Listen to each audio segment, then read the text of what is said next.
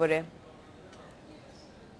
নারায়ণগঞ্জের সিদ্ধিরগঞ্জে পদ্মা ও মেঘনা ডিপোকে ঘিরে গড়ে উঠেছে শক্তিশালী চোরাই তেল ব্যবসায়ী সিন্ডিকেট।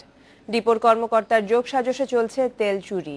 প্রকাশ্যেই এই ঘটনা ঘটলেও নানা অজুহাত দেখিয়ে দায়ীদের বিরুদ্ধে কোনো ব্যবস্থা নেয় না কর্তৃপক্ষ।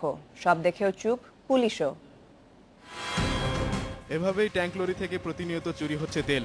এটা মেঘনা পেট্রোলিয়াম লিমিটেডের গোদনাইল ডিপোর পাশের রাস্তার দৃশ্য। ডিপোর প্রধান গেট থেকে শুরু করে রাস্তার দুই পাশেই রয়েছে অবৈধ চোরাই তেলের দোকান। এদের অনেকেরই কোনো লাইসেন্স নেই। এলাকার লোকজন এটাকে বলে পোল্ট্রি ব্যবসা। ট্যাঙ্ক লরির ট্যাঙ্ক থেকে তেল বিক্রি করছে ড্রাইভার ও হেল্পাররা। এতে ব্যবহার করা হয় শিশুদের, আর এর জন্য তাদের দেওয়া হয় তেল। শিশুরা চুরি করা তেল বিক্রি করার জন্য দোকানীদের কাছে ধর্ণা দেয়। 2 লিটার তেলের বিনিময়ে পায় 30 টাকা।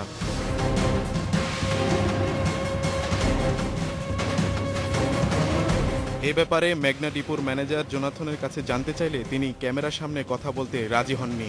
তবে কথায় কথায় যা বললেন তা ভয়ঙ্কর। তারা বিভিন্ন জায়গায় তেল যদি বিক্রি করে সেখানে আপনি আমি কি করতে পারবো? তাহলে আপনি গেটের বাইরে আমি কেন? আপনি কি ওদেরকে প্রশ্ন করতে পারবেন নাকি?